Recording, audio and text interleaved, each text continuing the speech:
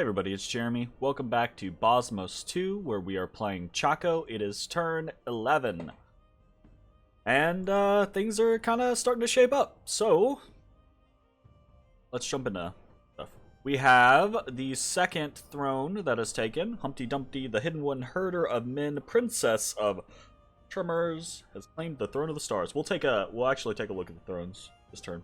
We didn't do that last turn. We have a proclamation from Raga. Again, I apologize.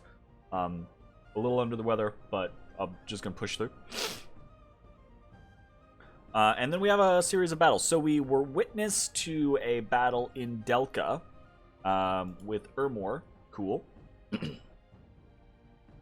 Yes. The turn 11 entire army that is Ermor. Gotcha. Bunch of Principes, couple of Triarii, and then some Holy or Knight of the Unholy Sepulchres. Really cool. I actually love the whole like Roman-esque scenario that Ermor has going on. We're middle-aged Ermor specifically. I should play them more frequently, but they just get super focused in games. So I mean, they get super focused because they're extremely strong, and if they don't get focused, they get out of hand. So I get it, but this is the Burgermeister. I'm pretty sure the Burgermeister has a one of the big like Legion balls that gets fatter and fatter and fatter, so that'll be terrifying later on. But we get to witness them just hit some, what are these, Wolf Tribe? Yeah, easy peasy Wolf Tribe. The Knights of the Holy Sepulchre are about to get hit with Unholy Blessing. And we can see they have Regeneration. That's interesting. I'm assuming that's for his actual god, because I don't think his god is undead. And then Undead Regeneration and Blood Vengeance. So Blood Vengeance is anyone harming this being will risk having the damage reflected back on himself as well. Magic resistance negates the effect of it. Positive value on the Blood Vengeance means it is harder to negate with magic resistance. So, 12 versus MR. That's cool. Again, that feels more like a, less for his knights. Although, I mean, it's effective for his knights. Feels less for his knights and more for, like, his god, perhaps. Probably has a plan with it, though. Probably. Oof. Even, I mean, these knights, even though they're low HP, they're knights. They have so many attacks. They hit hard. They're good. They're very good. We get protection of the Sepulchre, which isn't that magic resistance? I can never remember what protection of the Sepulchre is. Regardless, that's a very easy victory for Ermor. 2 Long Dead Legionaries and 2 Velites lost. Easy peasy. And then we have a battle in Hesperia. Just taking our province back. No real shtick or anything like that. So, very simple. Come through. Smack. Smack. Super. Schmack. And done. Okay. Then we have a battle in Dardania. This is our 6 Ketsinas. This should be, again, relatively simple. Blessing, blessing. And nothing doing.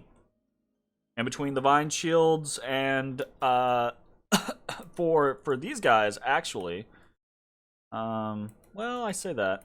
Most of these guys have length 3 spears. For all these broadsword guys, pretty easy repels, probably. I would say.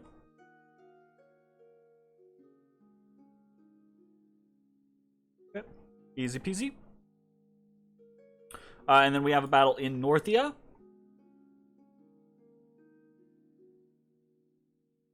Again, probably going to be very simple. Yeah. Super easy. Okay. Simple enough to route those indies. 28 kills on our Katsina warriors. We have a couple of unexpected events. Let's hope we don't have a turn like last turn. Fingers crossed. Woven Plain. Aha! Magical bird of wondrous colors has been found. Small gems were hidden in its feathers. We got 2 fire gems, 2 air gems, water gem, and an earth gem. The 2 fire, 2 air is actually very valuable to us. That's super nice. Warlock has been caught red-handed in the Kingdom of Dara. His virgin followers are now kept in your dungeon. We got 14 blood slaves. That's interesting. We'll see how that goes. And then in Northia, we gained Epidemic Dysentery is spreading. Great. We get Sloth +2, which is not really a huge problem for us. We already have Sloth 3, so that just further progressed the scales there faster. And then our fortified village is complete in the Woven Plain. So we've got a couple of different movements here. We are... It's turn 11. It stands to reason that next turn is going to be turn 12. Because that's how math works. My point being that next turn is end of the first year. So, how are we doing? Fairly well. It is... I don't anticipate any issue taking Zaburia, but that is unfortunately just the way it got laid out. That's the only place we are taking this turn. We could take more, but I am gearing up to attack Bogarus. So, we will have 24 provinces at the end of year 2 or year 1 if we count Zaburia. So that's pretty good. I'm relatively happy with that. We could have done better. I don't want to say that we could have done drastically better, but we could have done better. Our routing could have been more aggressive. We could have cut off more locations. And we still have places to expand. Fortunately, we have quite a bit of income, and that income, I think, is going to service us very well here in the near future. So, fingers crossed. Let's talk about where we are going with the intention of attacking Bogarus. So we're bringing Mong 2 back from Dardania to High Peaks, okay? With the intention of attacking into Anglavania and then attacking into Vongar. That should be relatively simple for us to do. When we do that, it is in all likelihood that we will bring the units led by Kikmong 4, who's going to have 20, I think, units going in. These are going to be set in the back, and hopefully just not really involved in any fighting.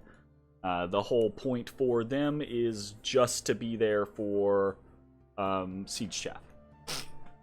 We will also probably bring in the 16 or so units from Nidian Range, and then the following turn when we actually hit Vongar, we'll bring in 24 units from Escuania, I believe, is going to be the intention. So we should have, math, 16 and 24 is a total of 40, and then another 20 is a total of 60, so we will have 60... I'm assuming none of them die. Probably will lose some because they're undisciplined. So we'll have 60, 79 siege strength. It's 2 turns to pop the fort in Vongar, which I think, you know, if we can manage that, that'll be pretty good. Then we'll be able to take whatever is left of that and dump it on Bogarus, because the plan for Bogarus is going to be to take the grouping of Wuya 1 and Mong 1 and Stands with a Brick, although Stands with a Brick is on their way out because they are diseased because of Black Alps. We can head to Zaburia and then pop over to Jerib. And that should be a relatively easy thing for us to do. So we've got 8 Katsinas here. We've got 16 Katsinas here, 24 Katsinas. I mean, it'll be turn 14 when we hit Bogarus' capital. I don't think Bogarus is gonna... I could be very wrong. I don't think Bogarus is gonna have anything to be able to counteract this. So, I think we're pretty okay. I just think it's gonna be a long investment of breaking the fort. That's the big problem. So that's what we're doing with all of the gathering of units, right? The Chacoan Adel warriors. I don't know why these guys are undisciplined, honestly. Like, I really dislike the units for Chaco, honestly. These guys would actually be really good if they weren't undisciplined. But, unfortunately, they are. Alright, so, moving into Zaburia, that should be relatively simple. Nothing super different there. Although Wuya 1 has actual leadership, so Wuya 1 has a formation. Most of the I think probably I'll throw all the Katsinas into that formation for that. Or when we combine on Zaburia, so it should be good. We are sending our god, Yona, up towards Zox. I wanted to go all the way to Chaco, but I couldn't make it in a single turn, unfortunately. So we're heading up to Zox. The intention is to try to either head to our capital and put Yona's 45 research to work, or to start site searching in a number of places, or if our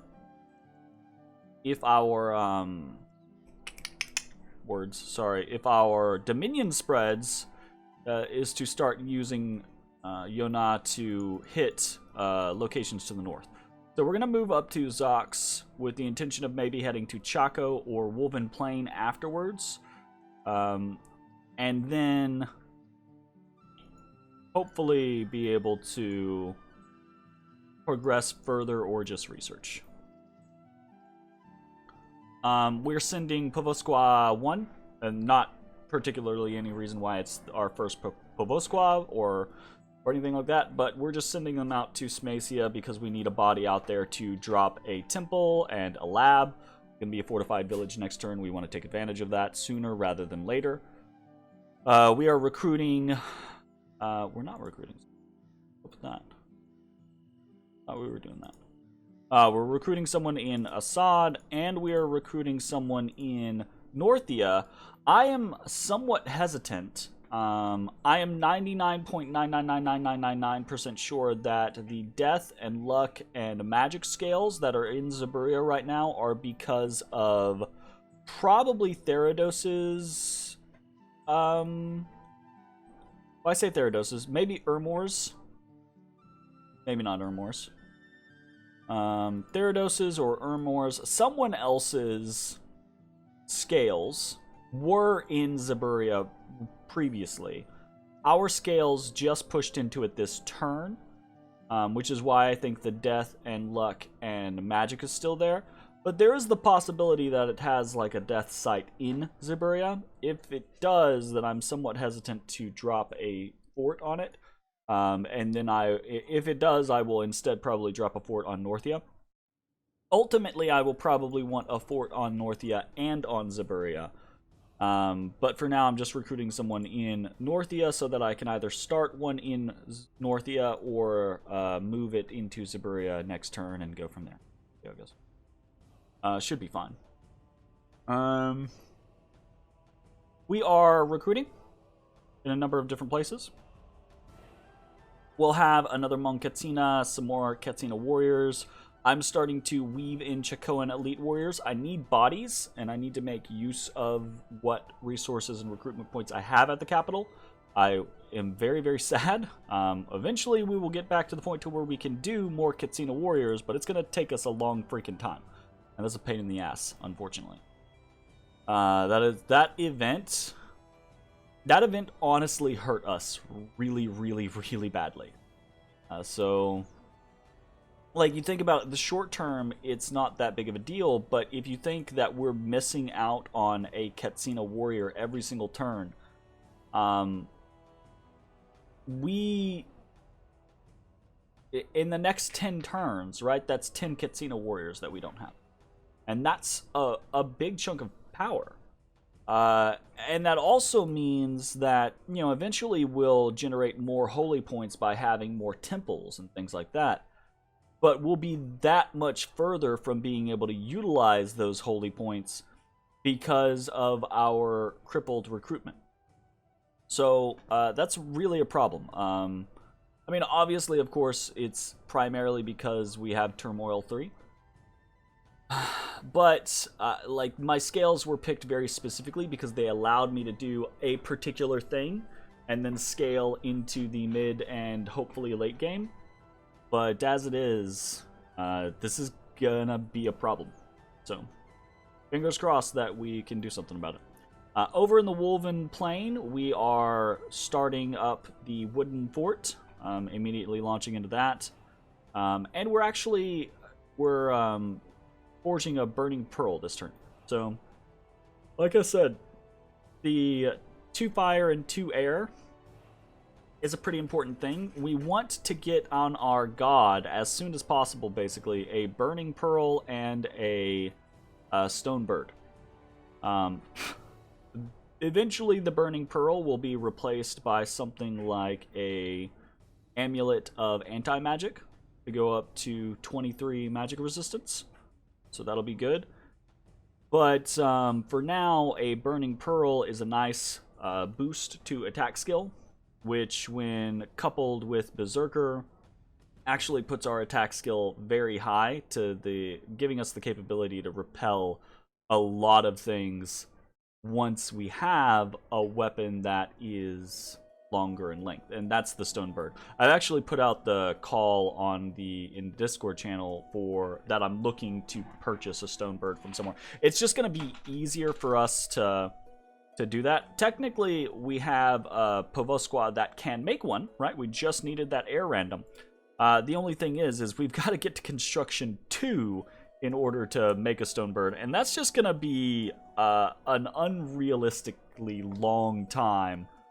I would rather have the power now, especially considering, depending on how quickly we get it, we might be able to launch our god into Packwoods. Oh, actually, that's the reason why we're recruiting someone, Kikmongwi, over here in Packwoods, or in Assad, is because I wanted to see what exactly is in Packwoods. So we're gonna ping that province so I can get an idea of what's going on with this Umu Apkalu and the Anunnaki of the Morning Star.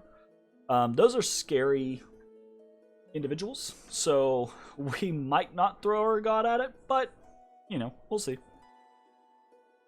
Trying to think if there's anything else as far as, like, movement. We are, mercenary-wise, we're going to throw 200 at Dante's Stingers up here in Woven Plain. I don't think we're going to get this. There's a lot of competition for the mercenaries right now. If we don't get it, that's fine.